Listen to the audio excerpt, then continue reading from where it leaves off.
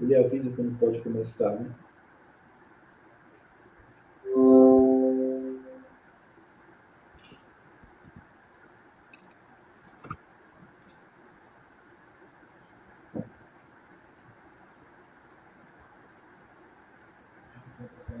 Pode começar.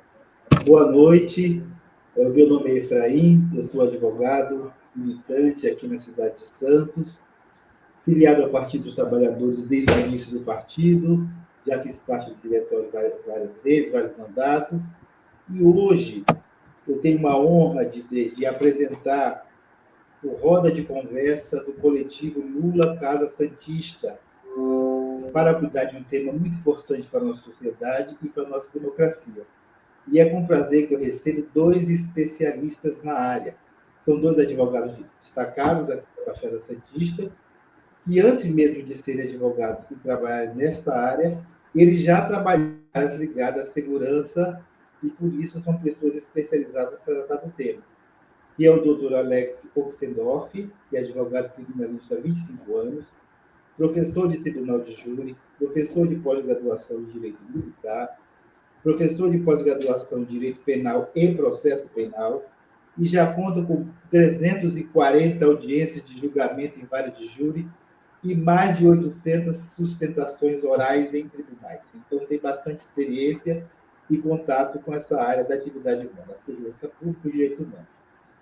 E o doutor Rui Eliseu de Matos Pereira, também advogado criminalista, formado pela Universidade Metropolitana de Santos. Aliás, os dois são formados pela Universidade Metropolitana de Santos.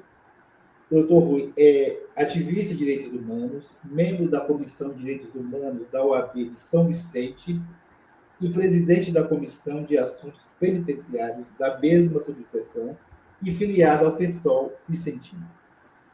Então, esse debate que é importante para a nossa democracia, essa exposição que é segurança pública e direitos humanos. Para começar o nosso programa, eu vou abrir um tempo de 20 minutos para cada um dos expositores colocar as suas ideias, por até 20 minutos, que eles poderão usar e discorrer da maneira como preferirem. E após o tempo dos dois falarem, nós abriremos a audiência para perguntas e outros comentários, tá bem? Então, assim, dando início ao nosso tema de hoje, pelo Roda de Conversa do coletivo Lula Casa Santista, eu passo a palavra ao ilustre advogado, doutor Alexandre Oxendorf. Boa noite, Alexandre. Boa noite, Efraim. Um enorme prazer estar aqui com você.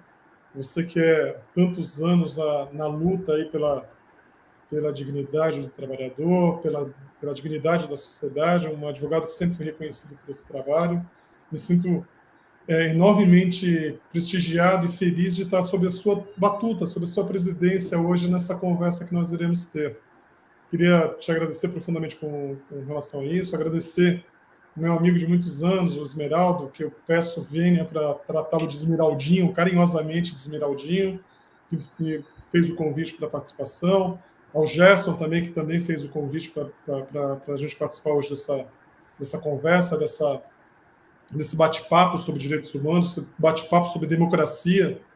Eu conversava inicialmente, antes de a gente entrar no ar, a gente estava batendo um papo aqui entre a gente no canal, e eu comentei que há 15 anos, sou advogado há 25 anos, fui policial antes de ser advogado 5 anos, estou nessa área de segurança pública e direito há 30 anos. E eu comentava com meus colegas aqui hoje, falando o seguinte, que se há 15 anos nós fizéssemos um debate com o tema de hoje, de direitos humanos, da maneira e da forma que a nossa sociedade se encontra hoje, uma violência disseminada, uma agressão disseminada contra direitos humanos das mais variadas e profundas formas, há 15 anos eu falaria que era impossível ter um debate com o que a gente vai abordar hoje.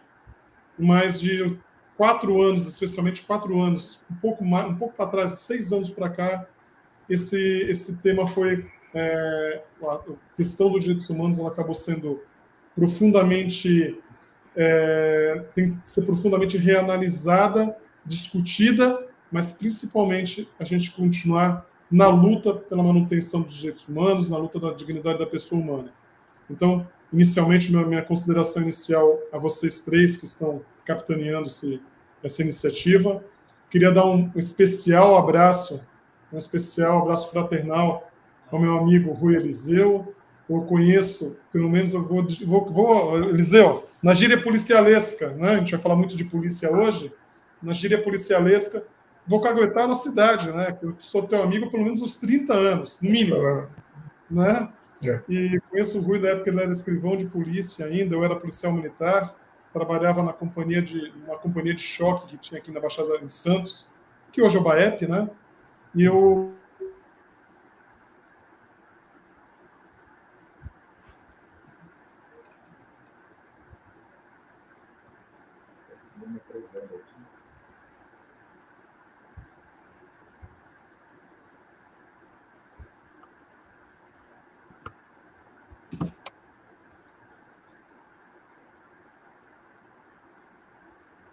uma travada básica, o nosso colega. Sim.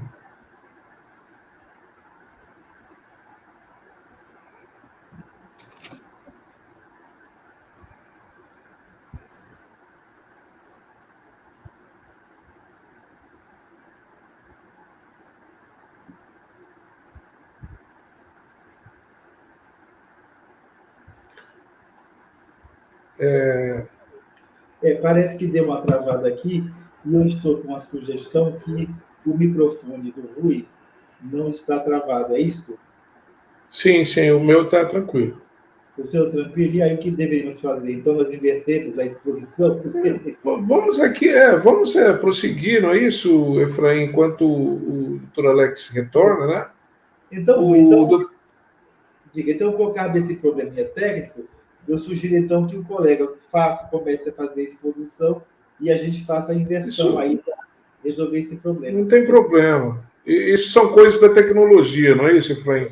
Bom, eu gostaria de cumprimentar o Esmeraldo, né, que conheci hoje, conheci apenas de nome, né? Assim como o próprio Efraim Santos, doutor Efraim Santos, advogado militante, né, nas causas trabalhistas e tudo. E gostaria de cumprimentá-los, mas eu já passo novamente para o doutor Alex para ele prosseguir no melhor. Voltou, pode prosseguir, então, doutor Alex. Doutor Alex, voltou? Então, mais uma vez... Voltei, estou aqui. Então, quero mais uma vez dizer que o coletivo Lula Casa Santista é que fica profundamente grato com a presença dos dois colegas hoje aqui, tá bem? Nós aqui agradecemos. Então, doutor Alex, continua então com a exposição dele, já que o problema técnico foi resolvido. Tá bem? Ok.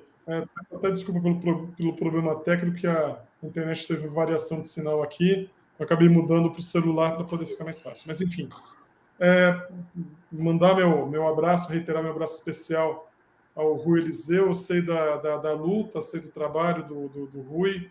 É um trabalho, muitas vezes, que, até pela origem do Rui, pela minha origem, às vezes nós não somos compreendidos, né, pelas forças de segurança, quando a gente lida com a questão dos direitos humanos, lida com a defesa da dignidade da pessoa humana, a gente acaba tendo um enfrentamento um pouco mais árduo, mais ácido por parte de órgãos de segurança. Então, parabenizo, Rui, eu sei da sua luta, sei da sua batalha, sei da importância do teu trabalho, mas principalmente a sua coragem em assumir determinadas posições que você tem assumido com tanta coragem. Então, saiba que eu tenho, além da amizade, eu tenho um profundo respeito, uma profunda admiração pelo trabalho, da forma que você realiza o seu trabalho. Bom, pessoal, me deram 20 minutos, eu até vou quebrar o protocolo um pouco, falar bem menos do que esses 20 minutos iniciais, até para não ficar... Se deixar advogado falar e eu faço júri, deixar falar, não para. Mas só fazer uma avaliação inicial, né, complementando aquilo que comecei a falar no início da minha fala, a respeito da necessidade da discussão, da sociedade discutir essa questão de direitos humanos. Nós vemos hoje, atualmente, o governo federal, em especial, o presidente Jair Bolsonaro, antes de ele ser presidente da República, ele já dava mostras do que ele faria, o norte que ele daria ao nosso país caso ele tivesse o comando da presidência da República. E por um aborto da democracia, eu acho que o maior erro da democracia da história do nosso país, essa pessoa foi alçada à presidência presidente da República. E ele começou a fazer um ataque deliberado, né, aquela coisa quase da eugenia nazista, com relação às minorias, com relação ao índio, com relação à homofobia, com relação ao pobre, a parofóbicos, né? Você vê a política econômica de Paulo Guedes, você vê que é uma política voltada exclusivamente para quem detém o poder econômico e não para aqueles que não têm o poder econômico. E aqui eu faço um parênteses, né, que o empresariado brasileiro se equivoca muito em, às vezes, se posicionar a favor do governo federal. Você vê nas pesquisas que nós temos no nosso país, a classe, quem ganha acima de 10 salários mínimos, se equipara nas pesquisas com Bolsonaro e Lula. E você vê que a leitura completamente errada desse nicho, dessa parte da sociedade, de achar e se incluir que a política econômica desse governo, que a política social desse governo é dirigida a essas pessoas. Não. A política social do nosso governo, do nosso atual governo, ela é dirigida para um grupo de máximo 10 pessoas no nosso país, que é realmente quem detém o poder econômico e quem quer, quanto mais oprimir o pobre, quanto mais oprimir o trabalhador, mais eles acabam lucrando.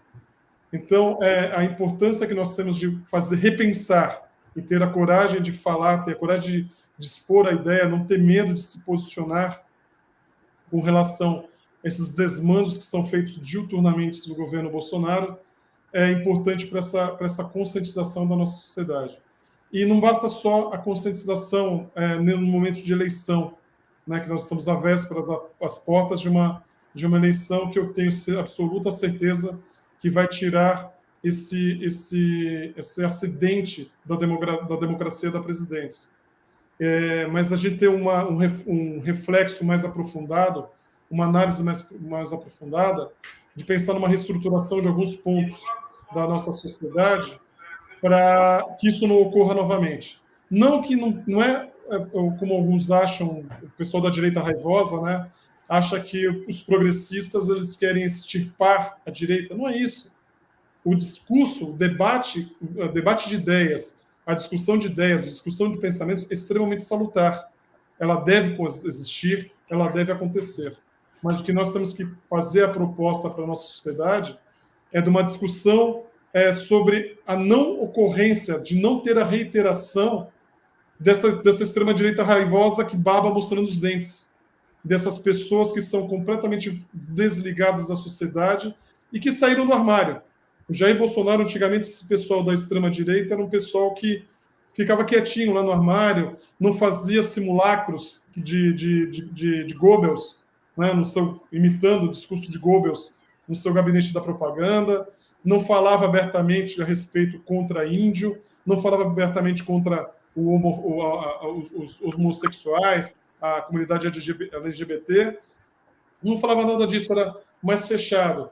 E o governo acabou, esse governo, esse acidente, repito, eu falei isso muitas vezes, esse acidente da democracia, que se chama Jair Messias Bolsonaro, ele acabou fomentando, acabou colocando gasolina numa fogueira e tirando essas pessoas do armário, esses reacionários do armário. Então, um espaço como esse aqui é extremamente importante para a gente repensar a sociedade, saber onde a gente está errando. Basicamente, no tema de hoje, segurança pública e direitos humanos, saber o que tem que ser mudado na base, na estruturação da segurança pública, para a gente nós não termos militares que batem palma para um aceno de golpe, para a gente não ter nas polícias civis e militares essa cultura que foi colocada da cultura da truculência, da cultura da morte, da cultura do que tem que ser feito, o que tem que ser correto atacar preto e pobre que vive na periferia. Né? Essa estruturação que a gente tem que pensar para isso não acontecer de novo nos anos vindouros. Né? É um processo que não é lento, é um processo que será complexo. A gente tem que mexer na raiz da segurança pública nesse ponto para ter essa mudança de pensamento. É um trabalho hercúleo, mas que tem que ser colocado à mesa e que tem que ser discutido para ontem. Nós não podemos deixar isso cada vez maturando mais. Em um período muito curto da presidência do Jair Bolsonaro, um período muito curto, a truculência policial, a violência policial, ela teve uma escalada que acho que nem na ditadura militar,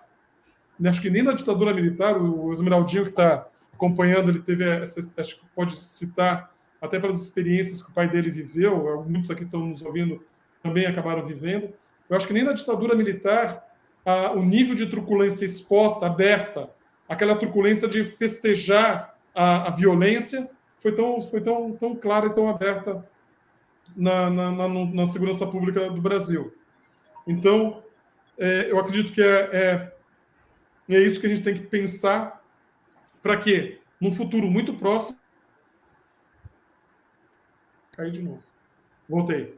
Num futuro muito próximo, eu acho que esse futuro do 1º de janeiro do ano que vem, a gente consiga repensar a segurança pública no nosso país, para a segurança pública ser uma instituição de Estado e não de governo, como está sendo atualmente no governo Jair Bolsonaro.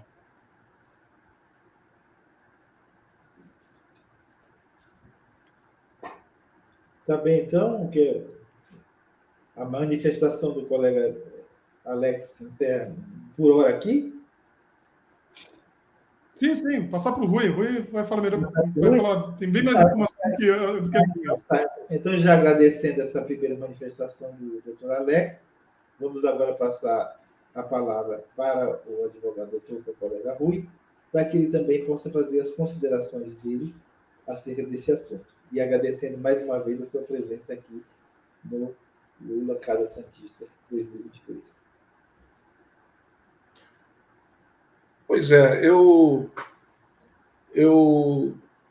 fico muito feliz de escutar as palavras do Alex, do Dr. Alex Ossendorf, meu contemporâneo nos tempos de polícia, né? No final dos anos 80, início dos anos 90, e aquele jovem hoje que, naquele tempo, que adentrava um plantão, parecia um rapaz alto, bonito, né? Um rapaz, parecia um tribuno romano, paramentado, sério. Não era de brincadeira, não. Ele era um cara muito, muito urbano, muito simpático, mas ele sempre sério e tudo mais, né?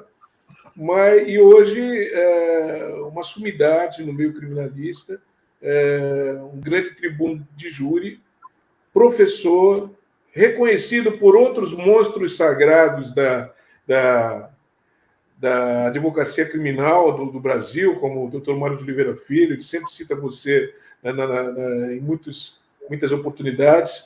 E, enfim, é uma honra estar aqui com o Alex hoje, que é um cara que inspira a gente. E tudo isso que ele falou, inclusive sobre a nossa pessoa, eu me lembro que, acho que alguns anos, 1 ou 2 anos atrás, naquele café atrás do fórum, ele falou a mesma coisa. E é um cara muito... enfim, é um belo colega do ponto de vista profissional, no ponto de vista também de caráter, né? Bom, o tema aqui do nosso programa, que é Segurança Pública e Direitos Humanos, eu gostaria de falar algumas palavras na parte de segurança pública. Sim, segurança pública. Os nossos colegas da esquerda, muitos deles, e pelo menos é o que eu tenho verificado, né? Progressistas, parece que existe um estigma de se abordar a segurança pública de uma forma séria, de uma forma honesta, de uma forma sem medo, né? Sem medo, eu lembrei agora daquela frase, sem medo de ser feliz, sem medo de se posicionar. Segurança pública, ela tem tudo a ver com os direitos humanos. Não existe... A segurança pública é a segurança do próprio ser humano. Então, ela é quase que um sinônimo de direitos humanos. Mas essa atual conjuntura, bem apontada pelo Alex, pelo Dr. Alex, ela coloca que a segurança pública ela virou um sinônimo de tudo o que pode ser de ruim, menos segurança pública.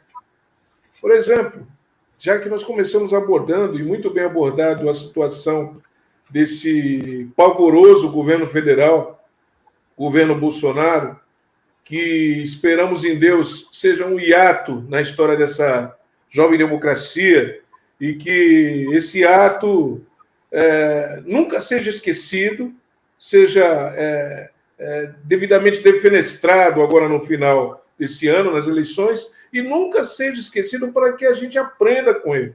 Nós precisamos aprender com esse momento tão difícil, um momento de intolerância, um momento de guerra contra direitos, um momento de destruição de políticas públicas, políticas de segurança pública também, um momento de destruição de políticas sobre o meio ambiente, de uma retirada, uma destruição de direitos sociais, trabalhistas, enfim.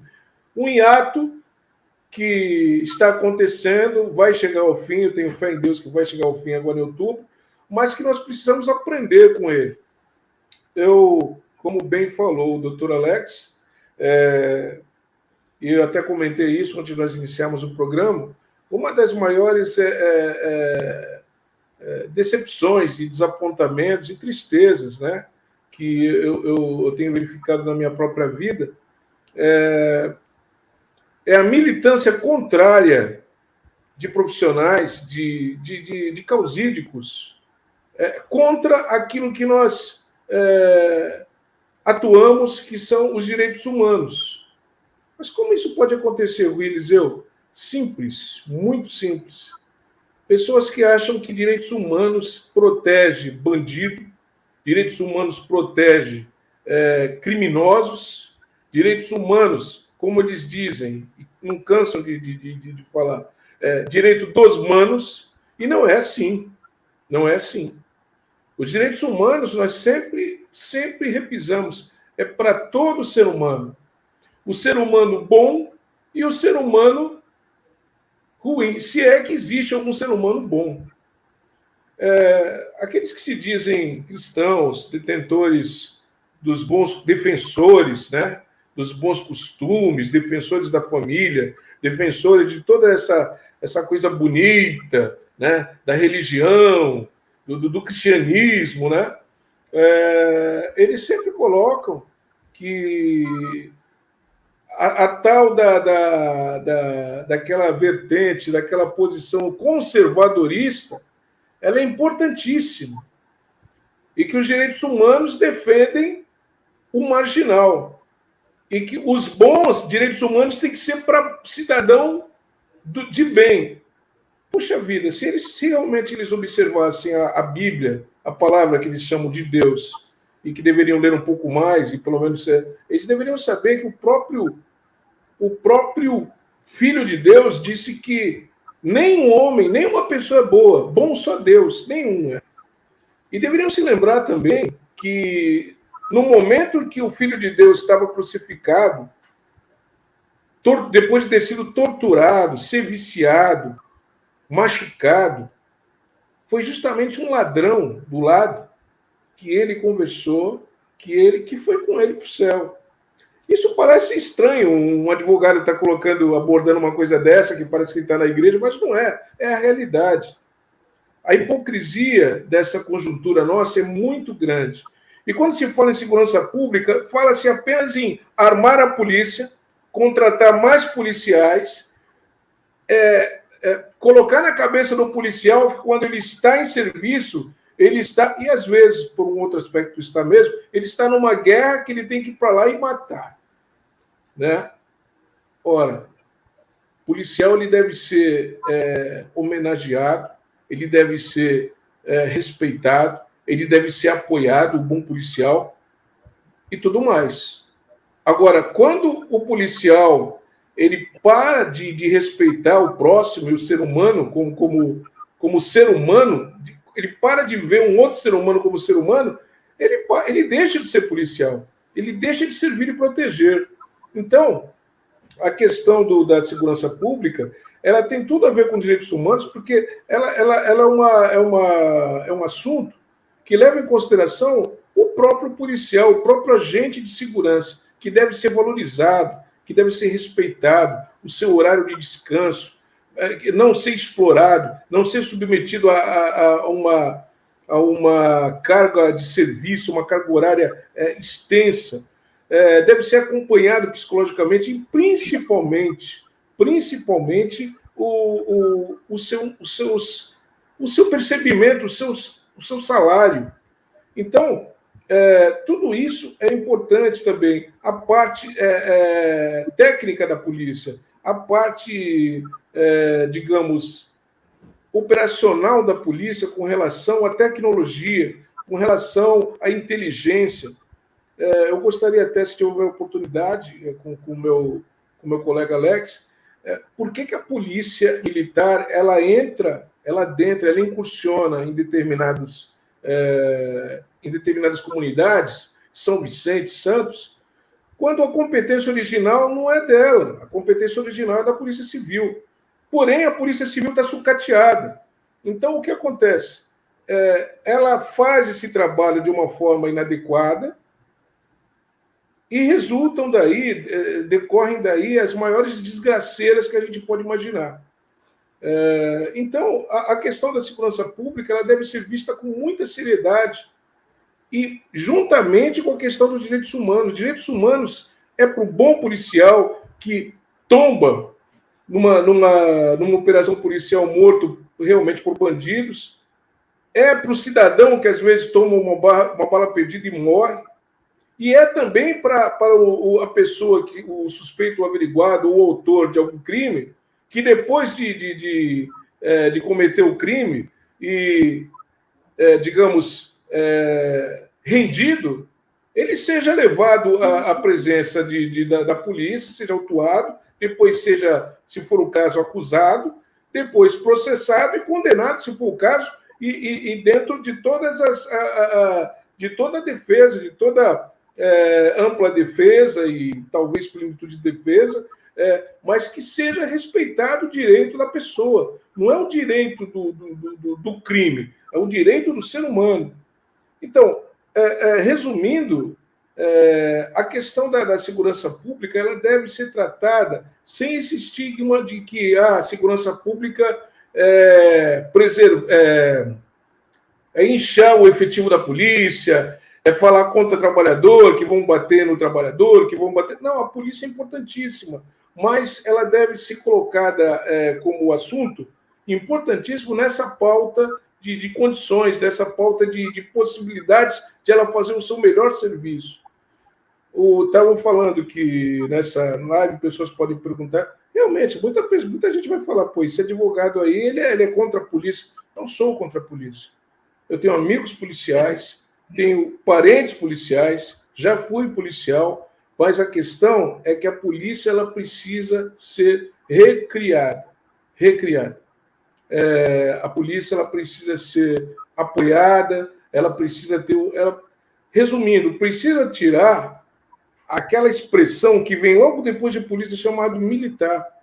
Nada contra uma polícia uniformizada, deve ser uniformizada, deve ser todo aquele preparo, mas a questão militar, para nós, isso é um ranço da ditadura, isso é um ranço dos anos de chumbo, isso é um ranço que já não deveria estar mais presentes na força de segurança deste país.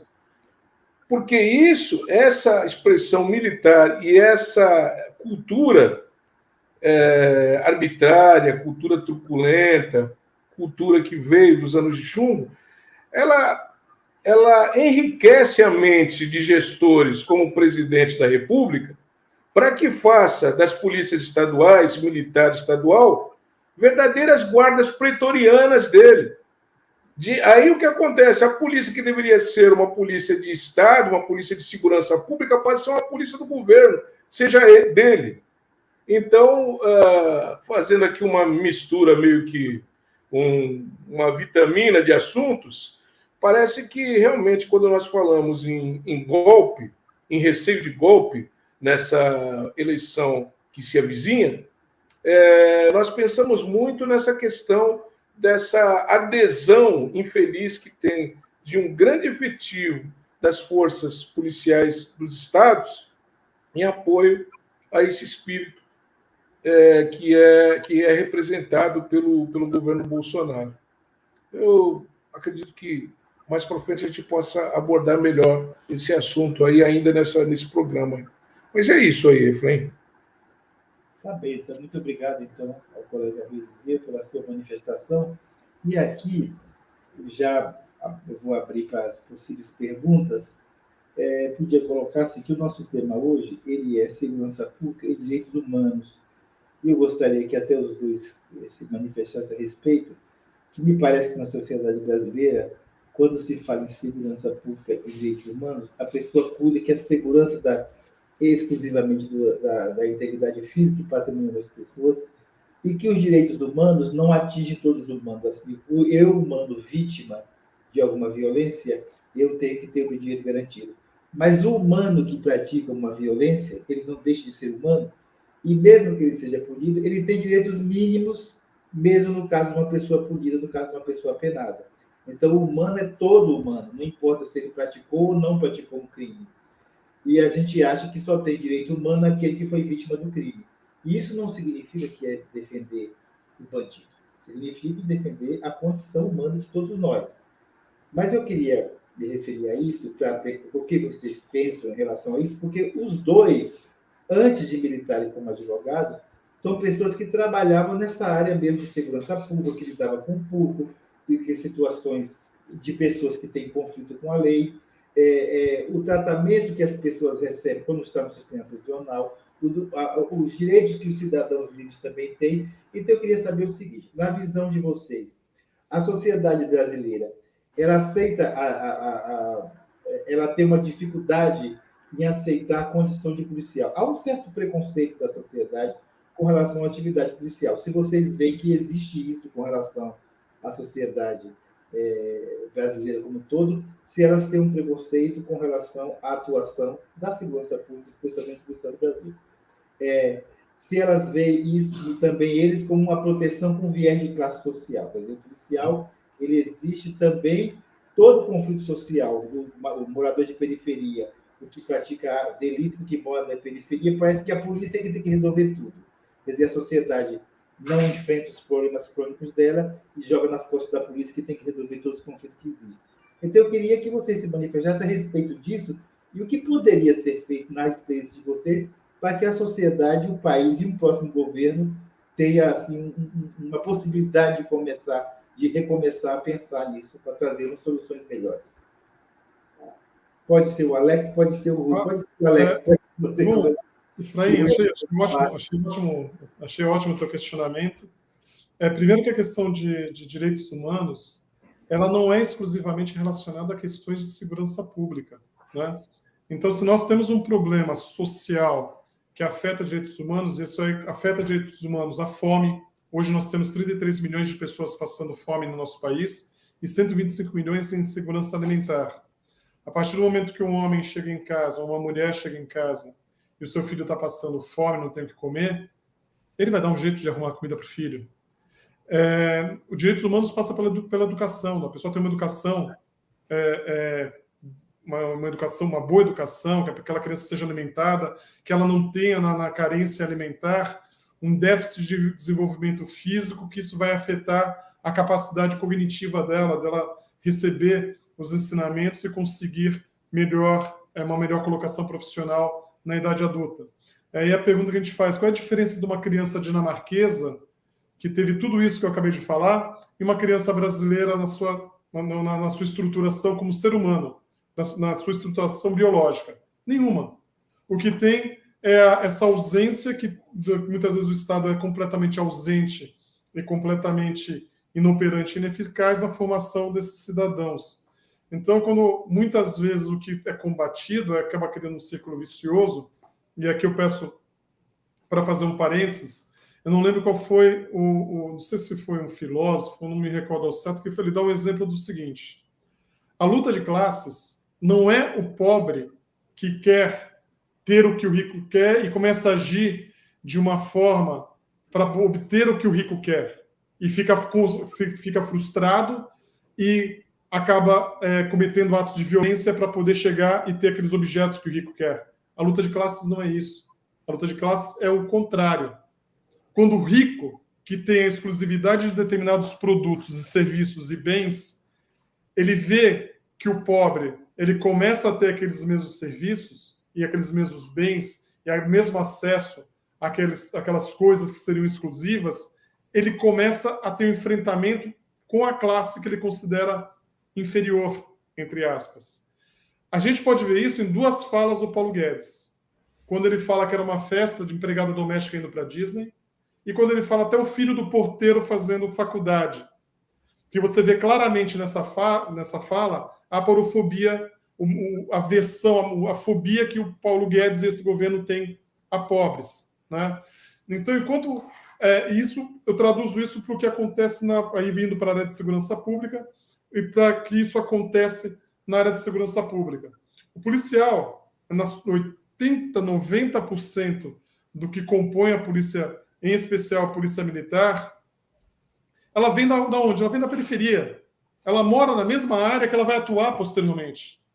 E o que acontece muitas vezes nesse embate, nesse confronto que acaba tendo, nesse confronto social? Aquele policial ele saiu daquela linha do comum, que não pertence, ele acha que não tem mais o pertencimento àquela classe social que ele saiu. E acaba sendo usado como massa de manobra, e aí eu vou totalmente ao encontro do que o Rui falou, da questão do militarismo, né, nas polícias, para fazer uma pergunta aqui geral, eu vou fazer a pergunta, mesmo vou dar a resposta. Por exemplo, no militarismo tem ordem unida. Direita volver, esquerda volver, marcha soldado, sentido, continência. Para que serve isso, Efraim? Isso é adestramento humano. As pessoas são adestradas igual você faz um cachorro. Você coloca o cachorro, deita, rola, finge de morto. Com o cavalo, quando você dá esporada, puxa para a direita, dá comando, o cavalo para. Isso é adestramento humano.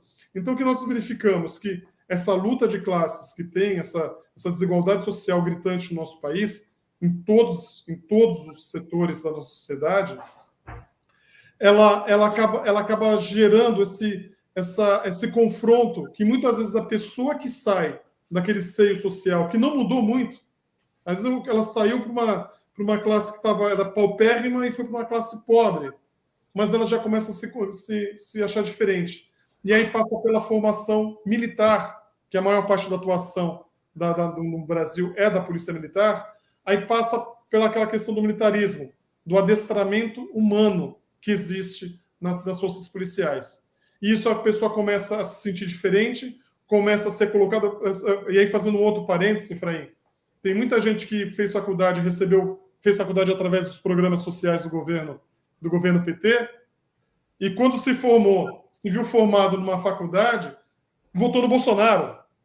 A pessoa esqueceu o que levou ela a sair daquela classe social. O que fez ela evoluir na educação dela é atingir um patamar diferente.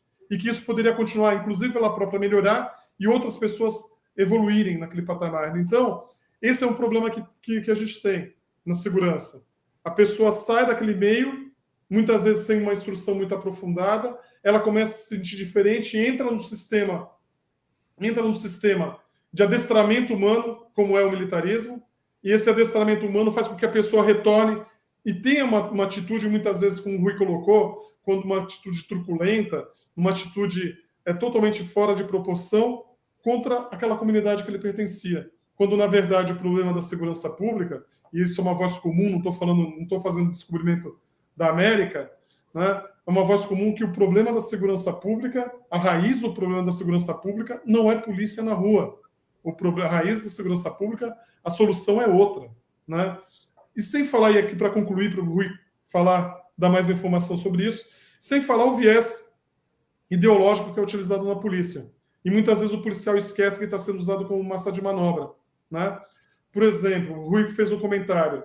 É competência da PM entrar em determinados locais que seria competência da Polícia Civil? Nós tivemos um exemplo na Vila Cruzeiro, há alguns dias, que a Polícia Rodoviária Federal fez uma operação junto com o BOP do Rio de Janeiro e morreram 23 pessoas. Aí você fala, o que a Polícia Rodoviária Federal está fazendo uma incursão dentro de uma favela? Que ela não está na estrada. Nossa, mas eles estavam lá atrás de grupos e quadrilhas que faziam roubo de carga. É função constitucional da Polícia Rodoviária Federal fazer essa atividade? Não é. Então você vê que é claramente a utilização política da polícia. E o policial às vezes não percebe, eu vou colocar lá para trás, no caso do Carandiru, né, que foram 111 mortos, os policiais não percebem, hoje uma boa parte daqueles policiais são todos condenados, na iminência de serem presos. o pessoal da rota que fez a invasão do Carandiru tem muitos com pena superior a 600 anos.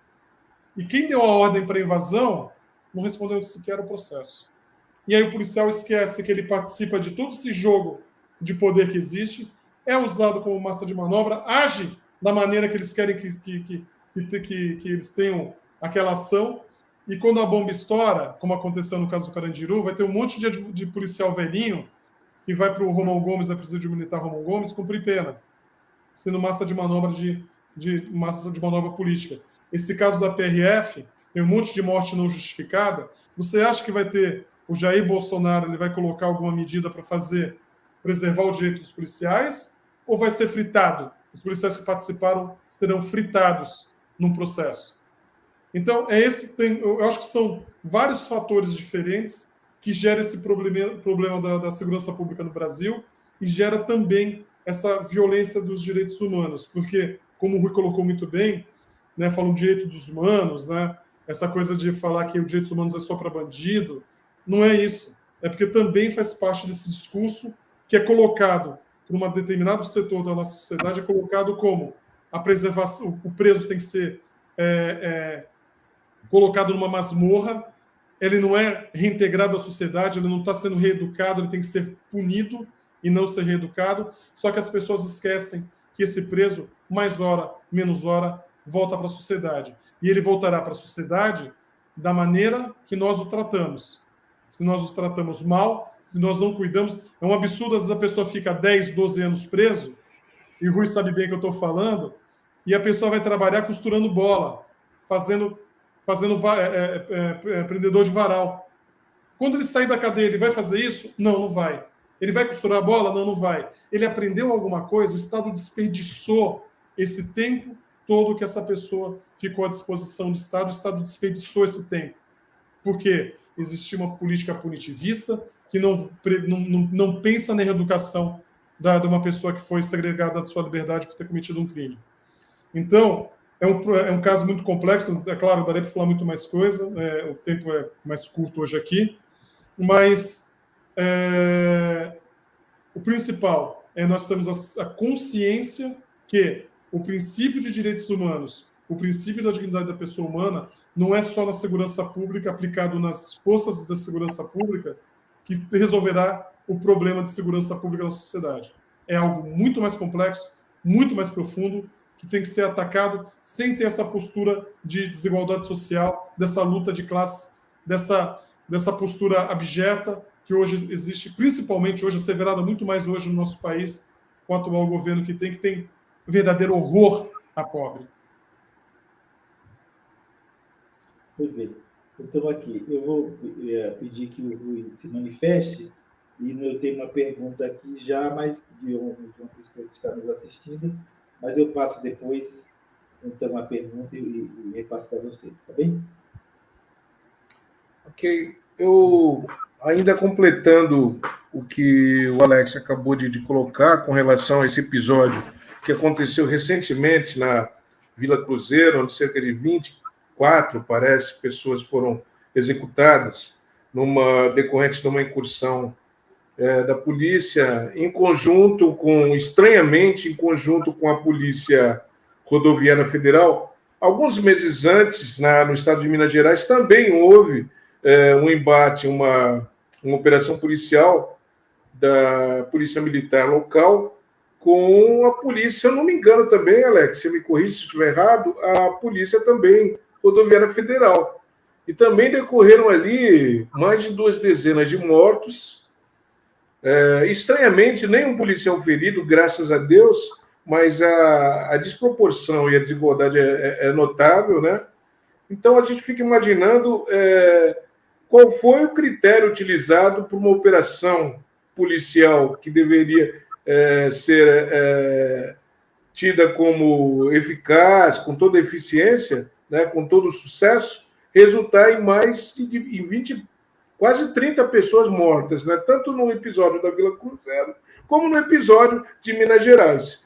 Então, a gente volta a abordar que a segurança pública, ela usando, grosso modo, o português mais claro, ela é um buraco bem mais fundo, bem mais embaixo, bem mais abissal do que se imagina, porque ela depende de políticas sociais, educacionais, lá atrás, para que não chegasse na situação que a gente vê, principalmente no mundo da criminalidade, né?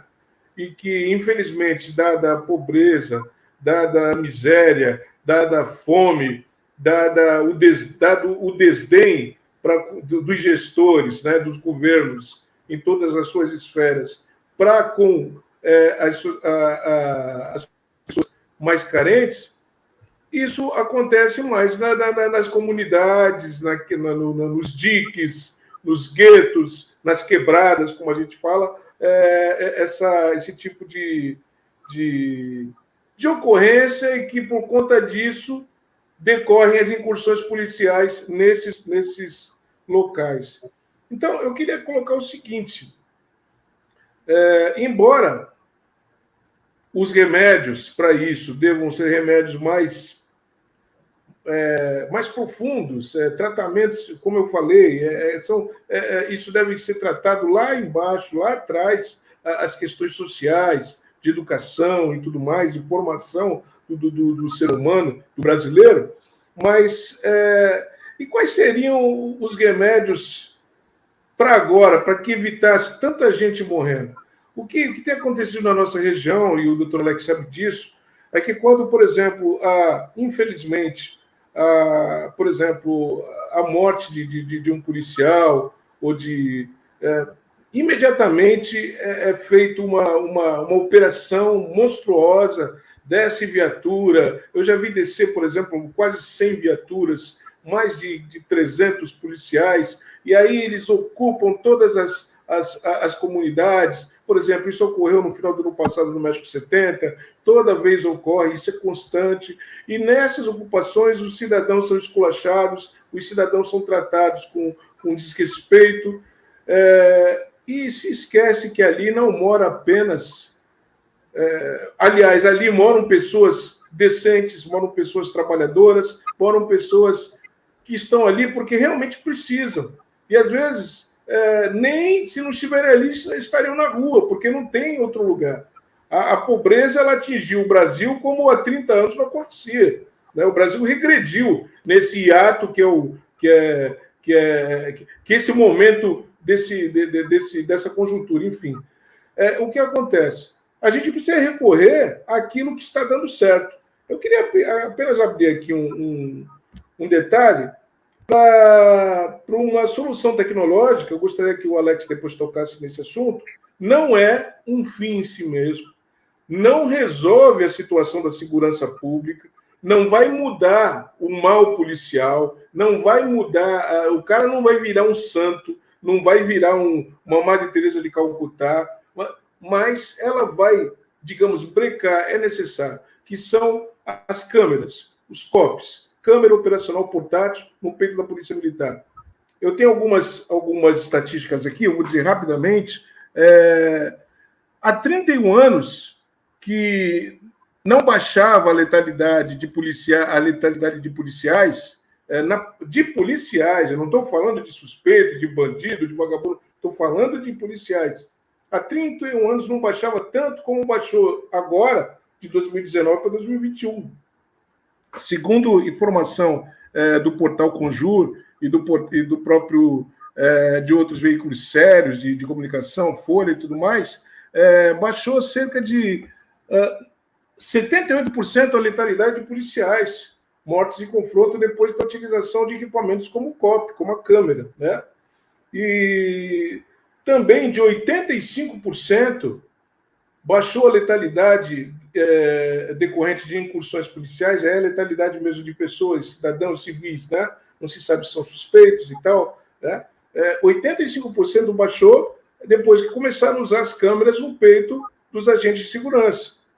E na tropa de elite de São Paulo, que é a Rota, a polícia considerada a tropa de elite do estado de São Paulo, e a mais letal também, também houve uma baixa de 89%. Caiu 89% a letalidade das incursões policiais. Isso precisa ser considerado, gente. Estatística é ciência. Então, isso precisa ser considerado. Em São Vicente, nós tivemos, há pouco tempo, o Alex sabe disso, um atentado contra um capitão da PM, um capitão, se eu não me engano, da Corregedoria. Depois teve também contra policiais. Recentemente, acho que foi ontem, um GCM foi sequestrado em São Vicente e parece que, eu não tenho essa confirmação oficial, mas parece que foi morto também, foi sequestrado. Quer dizer, é lógico que o Estado precisa dar a resposta. O Estado precisa dar uma resposta exemplar. Pessoas que fazem isso precisam ser presas, punidas no rigor da lei. No rigor da lei. Nós não estamos no estado de exceção. Então, isso não tem nada a ver, por exemplo, que por conta que mataram um policial, vai matar 10 pessoas, lugares bandidos, numa comunidade, vamos chamar, não gosto de chamar isso, numa favela, num dique. E em São Vicente tem funcionado assim. Por quê? Por que nós não temos ainda as câmeras no peito dos policiais do 39, dos policiais do 2º BAEP, que é o batalhão situado ali do lado do 6º, né, no canal 6, e que é a tropa de elite também, por assim dizer, e que é um dos mais letais, talvez tão ou mais letal que a rota, pelo menos aqui, na nossa região litorânea. Por que não estão usando ainda o COP? Eu não tenho conhecimento que estão usando. A informação que eu tenho é que não estão usando. Então, são medidas que, se a estatística já apontou que diminui a letalidade, teria que estar sendo usado o mais rápido possível. Cadê os nossos parlamentares? Os parlamentares do meu partido, os parlamentares progressistas em favor dos direitos humanos, têm que fazer alguma coisa. Nós pedimos a abertura do expediente da OAB de São Vicente, inclusive, Alex, foi um dos últimos despachos, nosso saudoso presidente Eduardo Clima, né, nosso amigo, e que atendeu o nosso pedido e mandou um ofício para o secretário de Segurança Pública, questionando e perguntando, e aí, qual a previsão de vir isso para cá? Porque, dependendo da resposta, a gente vai tomar outras providências. Mas esse tipo de solução, talvez paliativa, mas é o que nós temos à mão, que já deveriam estar sendo colocadas em prática. Então, a questão da segurança pública local, aqui, com relação a... nós devemos ter um envolvimento dos parlamentares para que eles chamem os comandantes das unidades, chamam o comandante do 6º, do 39, do bairro, para explicar, gente, por que vocês... Morreu um policial, tudo bem. Cadê a inteligência? Nós ouvimos, tivemos uma denúncia anônima e essa denúncia fez com que nós entrássemos, e é aquela história. Reagiram, tal, injusta agressão, e apresenta aquela versão na delegacia de polícia. É privilegiada a versão que eles apresentam, e, infelizmente, nenhuma sequer testemunha ocular é arrolada.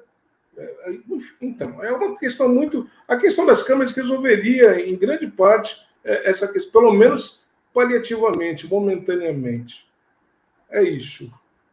Então, agradecendo mais uma vez. Aqui, assim, nós temos perguntas de pessoas que estão nos assistindo, mas antes eu queria fazer um pequeno comentário. Eu tenho um colega advogado que ele foi delegado por um curto período de tempo, não foi aqui na Baixada Santista.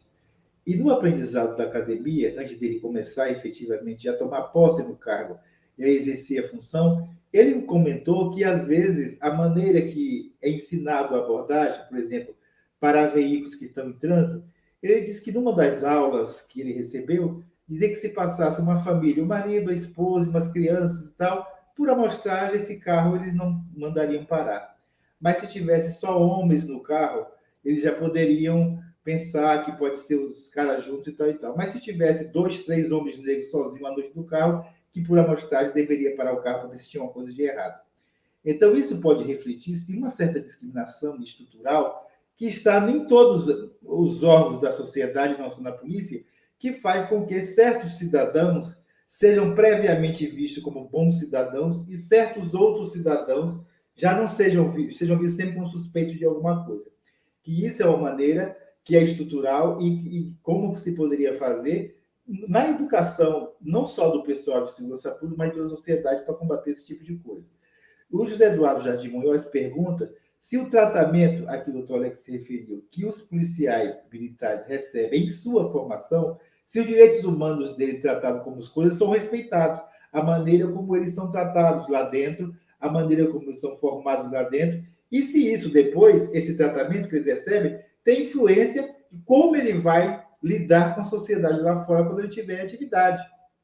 Né? E se ele trabalha com relação a isso. Então, eu gostaria que o doutor Alex e também o doutor que trabalharam com essa formação, digam a respeito, porque hoje no Brasil as pessoas têm denunciado as tais discriminações e os tais preconceitos estruturais de nossa sociedade, que existem pessoas que insistem em dizer que elas não existem, mas elas existem sim em todos os órgãos. E nos órgãos policiais, isso é importante que se aborde, porque é grave, porque o que o Rui acabou de falar da letalidade policial, essa abordagem ou essa discriminação pode levar uma pessoa a ser morta ou a ser discriminada, enfim, toda essa condição que tem sido denunciada pela sociedade em geral.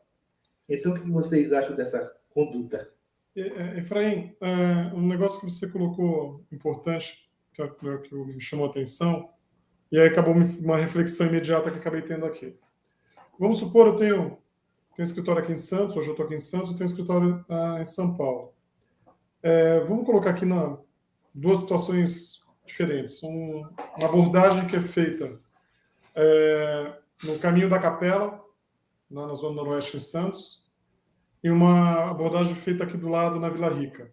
Como é que é feita essa abordagem pelo mesmo policial, pela mesma guarnição policial, lá no caminho da Capela e aqui na Vila Rica? Como é que é feita uma abordagem policial em São Paulo, uma pessoa na comunidade de Paraisópolis e uma pessoa que está andando para os Jardins em São Paulo? Então, por aí você nota que, às vezes, até na inconsciência, e esse é o problema dessa questão estrutural, não vou falar nem o racismo, né? Mas essa luta de classes que dá essa questão estrutural dessa luta de classes, que leva o policial a agir de maneira, uma mesma guarnição, a agir de maneira diferente, agir de maneira diversa num lugar como o outro. E aí, pegando a pergunta que foi proposta, que você acabou lendo, foi mandada para a gente, né? Como é que o tratamento do policial é dado para o policial dentro da PM, né? na sua formação, se existe diferença? Muita gente não sabe, mas na Polícia Militar existe uma enorme diferenciação para praças e oficiais. Praças: soldado, cabo, terceiro, segundo, primeiro sargento, subtenente. Oficiais: tenente, capitão, major, tenente coronel e coronel. Então, a tropa, 80%, 85% dessa tropa, ela é formada por praças, por pessoas que vêm da uma classe social mais baixa. E aí, como todo em qualquer profissão, existe a teoria e existe a prática. Se você observar os cadernos da formação do policial, os cadernos que tem, os POPs que existem, que o policial tem que seguir na sua formação, sempre vai estar lá a questão dos direitos humanos, da preservação dos direitos humanos. Nenhum administrador público de plantão seria louco bastante de colocar textualmente que é a maneira que a polícia tem que agir de uma maneira e de uma forma truculenta. Então, o que acontece? Isso esse perfil da tropa, ele é meio que passado de boca a boca, de exemplo, do dia a dia, do que é feito, o que não é feito, e que eu falei na minha fala anterior, um pouquinho antes. Muitas vezes a pessoa é levada a um tipo de comportamento sem ter a noção exata do que ela está fazendo. Ela acha que ela se tornou um instrumento de justiça social, um instrumento de combate ao crime, um instrumento de combate à criminalidade, um instrumento que ela está propondo justiça e que ela é importante para a sociedade. E, às vezes, no dia a dia, no contato, ela é levada a esse sentimento.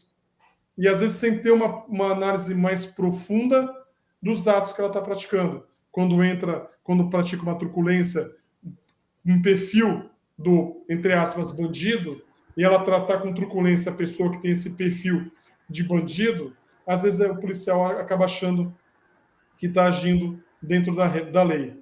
Por isso, essa questão da estruturação da Polícia Militar, desse distanciamento que tem, e a Polícia Militar ela é o reflexo do que acontece na nossa sociedade.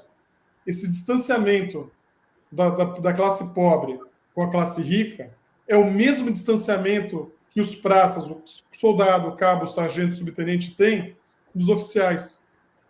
Eles comem em refeitórios diferentes, o tratamento tem que ser extremamente respeitoso. Se não for, dependendo de como ele fala, ele pode responder um crime militar, o policial. Tudo isso é transferido, essa transferência de tratamento, essa luta de classes dentro da própria polícia, também acaba afetando o dia a dia do policial na rua. Então, na formação em si, não tem nada escrito que o policial tem que agir de uma forma truculenta, de uma forma áspera. Pelo contrário, nos cadernos da instrução da Polícia Militar, é sempre preservado o quê? Direitos humanos. Agora, na prática do dia a dia, a partir do momento que colocou a fora, que a gente chama até de bichoforme, né? É o bicho. Igual o bicho da faculdade, é o bicho, o recruta que entra numa escola de formação. Ele recebe uma calça jeans, uma camiseta branca e é tratado, a gente chama de bicho, né? E o uniforme que o bicho usa é o bichoforme. A partir do momento que ele coloca o bichoforme, ele já entra num círculo que ele tem que respeitar profundamente. E quanto mais alto o oficial tem a sua patente, maior esse distanciamento, mas é um distanciamento gritante. Isso eu acredito que também faça reflexo na polícia. Então, teve alguém que perguntou a respeito de unificação das polícias. Eu sou totalmente favorável, acho que a gente deveria ter uma polícia única. Eu acho que a gente deveria ter o círculo completo de polícia, ou seja, o policial que atende aquela ocorrência na rua, ter essa possibilidade de mudar a estruturação da polícia para ter uma polícia única, porque para mim é completamente ilógico, Efraim e Rui, é completamente ilógico. Tem um crime, a polícia militar atua, leva esse crime para a delegacia, aí registra essa ocorrência na delegacia. É aquela equipe da delegacia que vai fazer a investigação? Não, é a equipe que trabalha na investigadoria. Aí essa equipe da investigadoria ela vai eleger o que é o mais grave, o menos grave, até pelo volume que tem de processo, vai aferir o que é mais interessante, o que não é menos interessante, o que é mais grave, o que é menos grave, e vai dar continuidade na apuração. Isso quebra. Nenhum país do mundo desenvolvido tem polícia separada. Pode ter separado a questão da competência federal e competência estadual. Mas uma polícia, por exemplo, com uma competência estadual, colocar o estado de São Paulo, que nós temos uma polícia militar e uma polícia civil diferentes, não tem o ciclo completo de polícia, não tem aquela atuação. O policial atende ali na raiz, já começa a fazer um trabalho investigativo, nós estamos fadados ao insucesso da segurança pública. Né? Fadados ao insucesso da segurança pública.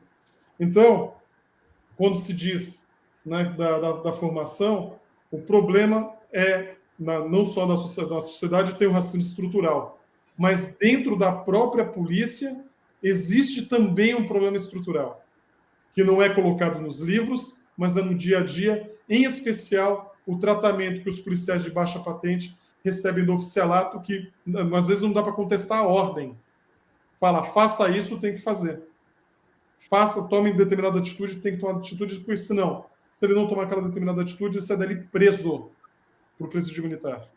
Então nós temos também um problema estrutural, e isso tem que ser profundamente debatido e analisado se a gente quiser ter uma segurança pública diferente, uma segurança pública efetiva, uma segurança pública mais técnica, uma segurança pública mais humana. Isso também tem que ser debatido no futuro. Ok, obrigado. Fazer alguma fala, Rui, a respeito disso? Esse racismo. Olha, tanto reclamam, tanto falam que existe nas nossas estruturas, inclusive na estrutura policial, de segurança. Eu vou dizer uma coisa. Questão que o nosso colega acaba de colocar. Toda isso já vem, então, internamente dos bancos escolares, da formação do policial militar. Então, toda essa acepção de graus e esse destratamento, vamos dizer assim, já vem da própria formação do policial militar. Então, eu vou, com toda a urbanidade, com toda com toda a educação, vou dizer que eu não vim aqui para agradar, eu vim aqui para expressar a minha opinião, e a minha opinião como cidadão para o melhor da sociedade, aquilo que eu acredito, como o doutor Alex está fazendo, o doutor Efraim está fazendo. Isso é inerente ao militarismo. O militarismo da polícia, a polícia militar deveria sim acabar. É a minha opinião. Não tem mais jeito. Não tem jeito de fazer da polícia militar uma outra coisa, porque ela é assim mesmo. Isso é um ranço que veio da ditadura. Por algumas circunstâncias, nós passamos pelo governo Lula, depois pelo governo Dilma, e por algumas circunstâncias, eu não vou agora abordar isso, não é momento, mas isso não foi mexido nisso. E agora eu soube que na campanha do Lula, e creio que será uma campanha vitoriosa, estou torcendo pela vitória dele, e tem que ser assim mesmo, não é? Agora que parece que deram uma arrefecida, talvez, deram uma flexibilizada no plano de governo, para tratar da questão da situação dos policiais. Segurança pública também. Eu não sei por que esse estigma de mexer com segurança pública. Segurança pública é super necessário, porque é segurança do povo, segurança da pessoa humana. Então, a questão da polícia militar, a polícia militar deveria ser recriada uma polícia. Essa questão da unificação, desde os anos 90, desde que eu entrei, falavam para mim, viu, Alex, que isso já era de décadas, já vinham falando, quer dizer, quando nós entramos, já era velho esse assunto. Rui, meu pai entrou em 62 na polícia, o capitão da PM. Entrou em 62 já falavam isso. Aí unificou esse. Já falavam isso, olha só, então eu não estou mentindo. Então, da Polícia Militar, da Força Pública com a Guarda Marítima, mas não fizeram unificação com a Polícia Civil. Aí foi exatamente. E continuou. Mas o sonho não deve acabar. Enfim, a Polícia Militar realmente ela deveria ser extinta, tá? E deveriam todos os policiais valorosos, que são os policiais que integram a Polícia Militar hoje, deveriam ser readaptados, recolocados, conforme a sua experiência, capacidade técnica inegáveis de muitos, e o mal policial deve ser extirpado da corporação, ponto final. Agora, a situação do militarismo, eu não estou falando mal também do militarismo. O militar, ele é preparado, se preciso, para matar. A polícia, não. Polícia não é militarismo. Militarismo é preparado, é projetado e recebe ordem, sim, para a eliminação de alguém, para matar o inimigo. Numa guerra, por exemplo, num alvo específico. Por exemplo, as forças de segurança dos Estados Unidos, Comando Delta, Força Delta, sei lá o nome, foram lá para eliminar o Bin Laden, se era certo ou errado, mas receberam a ordem tem que ser cumprida. Foram lá, mataram o homem. Depois, e é assim que é. Isso é militarismo. Se está certo ou está errado, mas é guerra. Segurança pública não é guerra. Pelo menos não deveria ser. Se está uma praça de guerra, porque chegou nessa situação Rio de Janeiro e está chegando agora, já chegou em São Paulo, aqui no litoral paulista, entendeu? Milícia. Isso aí chegou nessa situação porque realmente não foi dado todo o cuidado com a segurança pública. Então, eu faço minhas as palavras do doutor Alex, que realmente a polícia ela tem que ser remodelada, mas não dá para aproveitar a polícia militar. A polícia militar, desculpa quem acha que a pessoa que discorda de mim, antes de me xingar, de falar, esse advogado aí não gosta de polícia, como já falaram aí, uma certa associação aí de Santos, e a questão lá do México 70, porque nós estivemos lá em cima para tentar arrefecer os ânimos entre a população que estava sendo esculachada do México 70, juntamente com o único vereador que eu vi fazer isso, que foi o Pereto, lá de São Vicente, e é do partido Bolsonaro, Karim, Efraim. Veja lá, foi o único. Nenhum outro esquerdista, progressista, esteve lá. Isso é uma crítica mesmo, e a gente tem que ser bem maduro para criticar até os nossos colegas, companheiros. Ele esteve lá e nós estivemos no meio, entre o Choque, Baep, todo mundo lá de fuzil, mais de 30, 40, o pessoal, a molecadinha aqui jogando pedra, criança e tudo, e eles iam descer o cacete mesmo. A gente lá no meio, eu, mais o Neno, mais esse vereador, e a gente conversando. Quer dizer, essa situação é uma situação que torna-se delicada em momentos como esse. Eles estavam incursionando, ocuparam lá o México 70 e sempre ocupam e estão ocupando agora atualmente, quando há atentados contra policiais, mas se esquecem da inteligência, se esquecem da investigação, da apuração.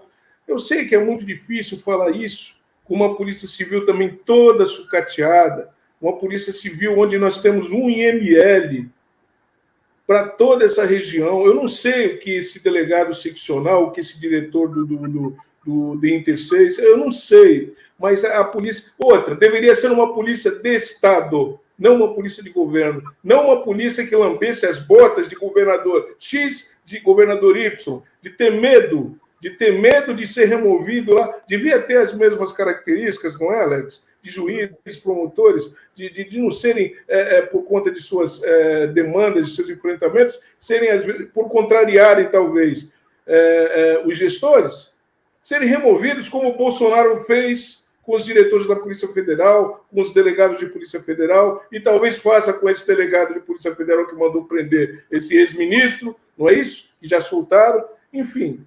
é lógico que é um outro assunto. A questão de prisão preventiva sendo colocada como se fosse... deveria ser a exceção e não a regra, tem sido a regra, mas isso é um outro motivo, que também acaba com o Estado democrático republicano. Mas, enfim, a polícia militar deveria realmente ser extinta e deveria ser feita uma polícia nos moldes democráticos, nos moldes republicanos, para melhor proteger o cidadão. É isso que eu penso. Então, agradecendo aqui mais essa fala do doutor Rui, e dizer que... Só um pequeno comentário em cima do que o Rui acabou de mencionar, pode fazer. A respeito da unificação das polícias e da questão da utilização da polícia como uma guarda pretoriana. Uma guarda pretoriana. Vamos olhar o que era. Eu e o Rui, a gente conhece bem isso aí, que nós viemos da segurança pública, né? O que era a Polícia Federal há 20 anos? Era a mesma estrutura da Polícia Civil, com os problemas muito semelhantes. Ela era uma polícia, só mudava a competência, ela cuidava dos crimes de competência da Justiça Federal e a polícia de crimes da competência da Justiça Estadual. Mas a estruturação era muito precária, às vezes muito mais precária do que a Polícia Civil. E aí, para espancar qualquer tipo de alegação que falam a respeito que os progressistas, o PT não gosta de polícia, que vai querer transformar nisso, naquilo outro, que vai querer o tráfico vai dominar, as organizações criminosas vão dominar. Quem é que fez a maior estruturação da Polícia Federal na história desse país? Foi exatamente o PT. Ele que transformou a Polícia Federal na instituição mais respeitada do Estado hoje. Ela está acima do MP. Então, eu acho que passa por essa conscientização do que tornou uma polícia que tinha uma série de problemas estruturais, tornou uma polícia técnica, tem um monte de erro, é claro, ninguém é perfeito, tem um monte de erro a Polícia Federal, como a gente sabe o que aconteceu com o uso político da Polícia Federal. Mas a estruturação da Polícia Federal foi totalmente modificada pelo PT.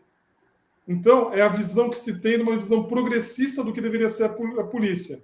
É claro que, com a Lava Jato, com o uso político da Lava Jato, com essa excrescência jurídica que foi o Sérgio Moro e os procuradores da Lava Jato, eles criaram o antipetismo, e a boa parte da imprensa ela foi na onda do antipetismo por uma série de interesses. E a Polícia Federal, uma boa parte da Polícia Federal entrou na onda, por uma questão de interesse. Viu que a coisa ia virar, e se a coisa vai virar, eu vou ficar do lado de quem está bem, não do lado de quem está mal. E eles foram para o lado do Bolsonaro, estão pagando por isso agora. Mas foram para o lado do Bolsonaro. Então, é só para fazer esse pequeno comentário que progressista, o governo PT não é contra a polícia. Todo país civilizado tem uma polícia técnica, uma polícia forte, porém uma polícia técnica. Esse é o desejo que todo mundo quer. Esse é a boa polícia é aquela polícia técnica, não é a polícia truculenta. Alex e meu querido apresentador, eu queria só colocar o seguinte, não querendo ser advogado do PT, mas o importante também é dizer que o PT, mesmo com o antipetismo, mesmo com a excrescência da Lava Jato, com a excrescência de um Dallagnol, de um Sérgio Moro, ele não mexeu na Polícia Federal como esse homem que está sentado na presidência está fazendo. Importante lembrar isso. Coisa que ele não, que usa que o Bolsonaro mexeu a sobejo. Ele vive mexendo na Polícia Federal, inclusive mudando lá na Superintendência do Rio de Janeiro, mudando para quem possa não mexe em determinados nichos de interesse da milícia que ele representa. Exatamente. Aqui o PT, como partido e os governos do PT, tem os órgãos públicos como órgãos que pertencem à sociedade, aos cidadãos, ao país. E não órgãos que pertencem ao governo, ao governante, como que parece que está acontecendo agora. O delegado tem que agradar o prefeito e o governador. Não. Os órgãos têm que ser independentes para que eles possam trabalhar e cumprir com eficiência e eficácia o seu papel, e não servir a isso ou aquele governo. Mas o colega Rui, tem pessoas que estão se manifestando aqui e concordam plenamente com você no que a polícia militar deveria ser extinta e outra coisa deveria ser pensada no local para resolver isso aqui. A Sandra Magalhães faz esse tipo de comentário aqui. Um outro assunto que eu talvez abordar é o seguinte: sempre que fala é bandido bom e bandido morto, como aparece aqui na Patrícia, que se manifesta, e que as pessoas sempre falam é porque nos Estados Unidos tem pena de morte, então não acontece isso, e no Brasil não tem. Então as pessoas sempre relacionam que a gravidade da punição evitaria e tal. O que nós sabemos aqui entre nós que não é verdade, porque o índice de criminalidade nos Estados Unidos é elevadíssimo e que não aparece na grande mídia, porque eu conheço pessoas que já moraram nos Estados Unidos e moram em San Diego, na Califórnia, uma cidade rica, diz que a periferia é violentíssima e isso não vai para as páginas dos jornais de outros países do mundo. Mas aqui, essa questão de... Vocês acham que em algum momento vai entrar em discussão no Brasil essa questão de pena de morte? Ou isso é uma coisa absurda e ridícula, ou que não tem nenhum cabimento? E nós somos contra, sim, a isso, mas a sociedade vira e mexe aparece com essa história. O que vocês pensam disso, desse debate? Esse debate é necessário? Ou o país já ultrapassou esse desejo de incivilidade de pena de morte? O que vocês que trabalham com a segurança pensam sobre isso? Olha, o Rui no começo citou Jesus na hora da crucificação, né? E Jesus falava: quando o inimigo te agride, dê a outra face, né? Gandhi falou que olho por olho, se fosse seguir o regramento da lei de Talião de olho por olho, o mundo vai acabar cego. Então, isso você tirar a vida de uma pessoa, né? Quando vou fugir um pouquinho do tema, parece que eu vou fugir, mas não vou fugir, mas quando você fala de uma operação policial que mata mais de 20 pessoas, fala que a inteligência da polícia, ela obteve informações e foi atuar, essa operação pode ser tudo, menos inteligente. Né? Quando você fala que o Estado, para conter a incidência de crimes, ele precisa aumentar, não vou nem falar de pena de morte, aumentar a punição, aumentar a quantidade de pena, isso é a prova da inoperância, da incompetência do Estado. Então, e tem um detalhe muito mais objetivo, né? Os números mostram que países que têm a pena de morte, a criminalidade não diminui. Exatamente. E tem um problema terrível, que ainda que a pessoa sofra um erro judiciário, a pessoa seja processada criminalmente, presa e condenada por um erro judiciário, esse erro não vai colocar um ponto final na existência do ser humano. Quantos casos existem nos Estados Unidos que o erro judiciário ele é encontrado e detectado após a execução da pessoa numa câmara de gás, ou na câmara de gás, não, a câmara de gás foi do pessoal da PRF, para injeção letal ou cadeira elétrica, né? Quantas pessoas tiveram isso? E existe estudo já, o IBCCRIM, até o Instituto Brasileiro de Ciências Criminais, ele fez muito tempo atrás, ele fez um estudo falando o seguinte: quanto mais o crime mais severamente é punido, em especial há um crime de pena de morte, quanto mais existe a severidade na punição, mais a pessoa vai ser violenta, porque ela sabe que ela vai querer sair. Por exemplo, se eu vou cometer um homicídio, a polícia vai me prender, e eu quero cometer um homicídio e a polícia vai me prender, a minha reação a esse homicídio vai ser muito maior. A hora da prisão eu vou reagir, porque eu sei que eu vou morrer, eu vou para uma cadeia e vou morrer. Então eu vou tentar, de alguma forma, de alguma maneira, me ver livre dessa situação para tentar manter a minha vida, ainda que eu tenha cometido um crime. E tem um outro estudo que fala o seguinte: no momento que a pessoa está cometendo um crime, que ela decidiu fazer o cometimento de um crime, a última coisa que ela pensa é a pena. Ela fala de ser presa, mas ela não está pensando na quantificação da pena, alguma coisa assim. Tem 2 estudos, parecem um pouco diferentes, de informações diferentes, mas que são bastante reveladores de como funciona a cabeça de uma pessoa que comete crime. E sem falar que existem outros tipos de crime, por exemplo, eu trabalho muito com homicídio, né? Eu faço muito tribunal de júri, você comentou, tenho 340 plenários julgamentos em tribunal do júri. E tem muitos crimes que, por exemplo, no crime de homicídio, que não é um criminoso que cometeu o crime. Às vezes é um cidadão que cometeu o crime, que é um evento único na vida da pessoa. Por que a pessoa é julgada no júri popular? Por que ele é julgado pelos seus pares? Efraim, eu posso falar para você com absoluta certeza que nunca você vai cometer um crime de tráfico, um crime de sequestro. Eu sei que nunca o Rui vai cometer um roubo ou uma extorsão. Mas eu nunca posso falar que nenhum de vocês dois vão cometer um crime de homicídio. Que isso pode acontecer. E você chegar em casa, tua esposa sendo vítima de violência, a sua filha vítima de uma violência, o teu filho vítima de uma violência, a pessoa chegar no ápice e cometer um homicídio. Então você acaba, às vezes, punindo não um criminoso, que não deve ser punido com uma pena fatal.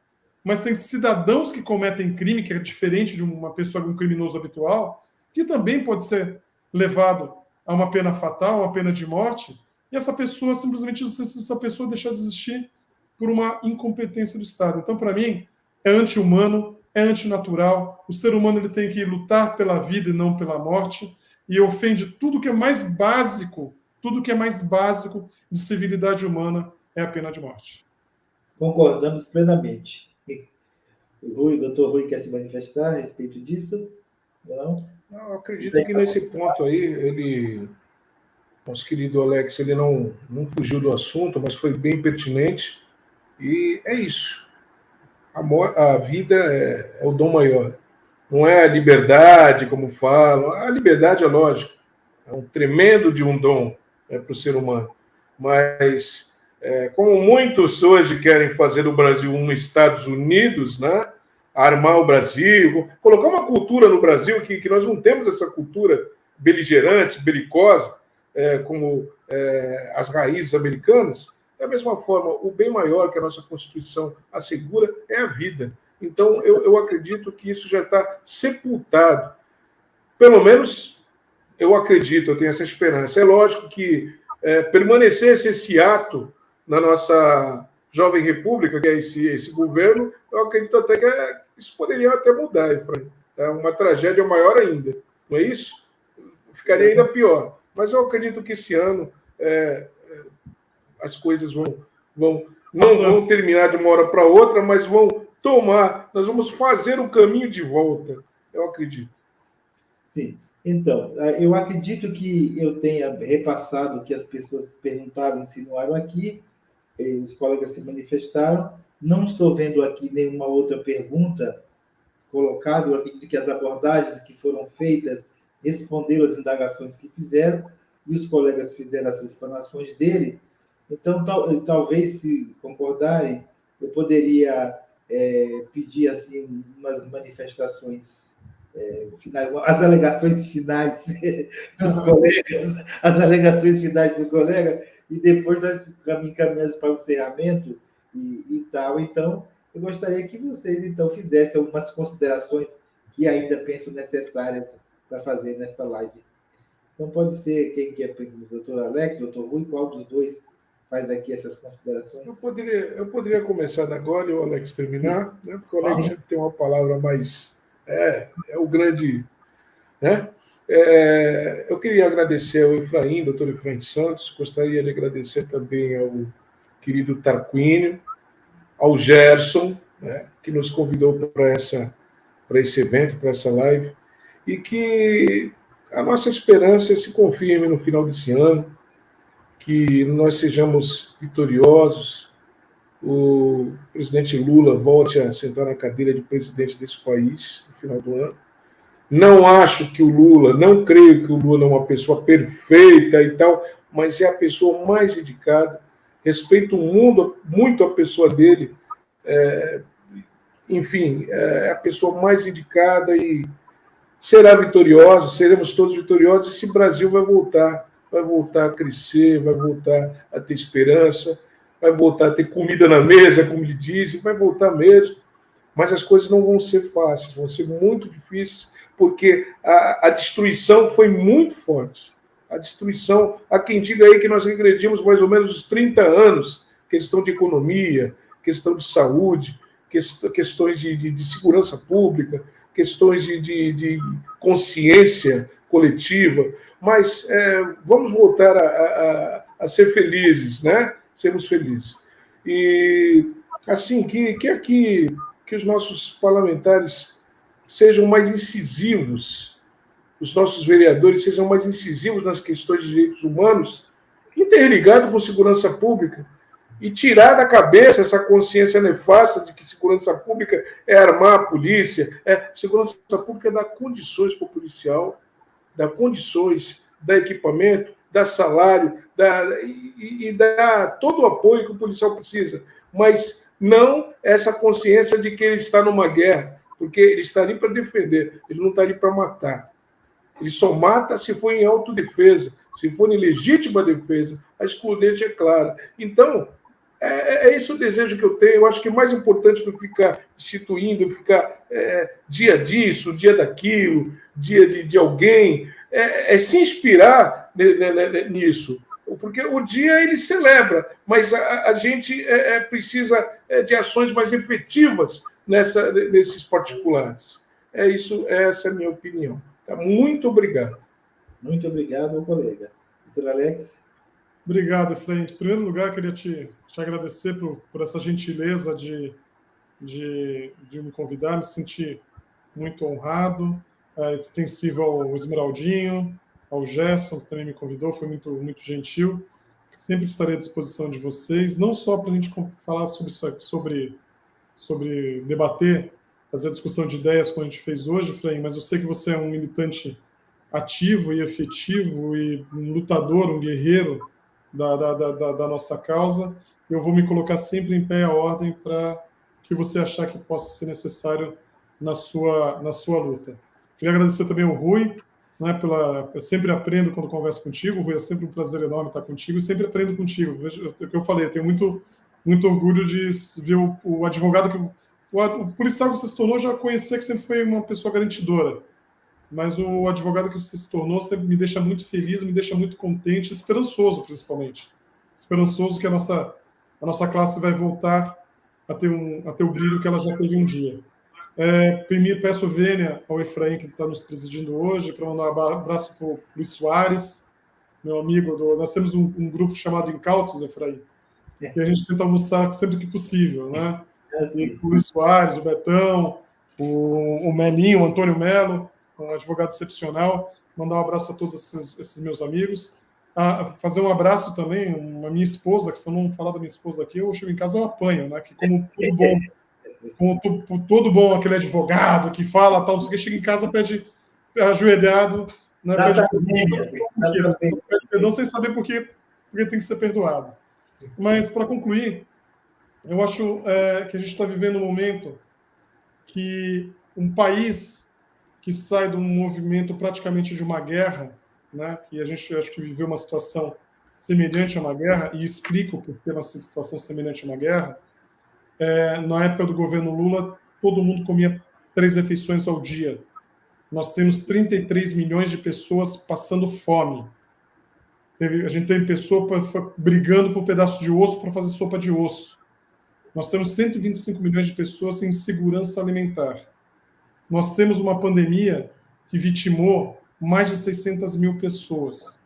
São números e uma boa parte, eu acredito que, eu vou falar de uma forma empírica, de uma maneira empírica, mas eu acredito que pelo menos 75% dessas pessoas não morreriam se o governo tivesse uma outra postura, tivesse um outro...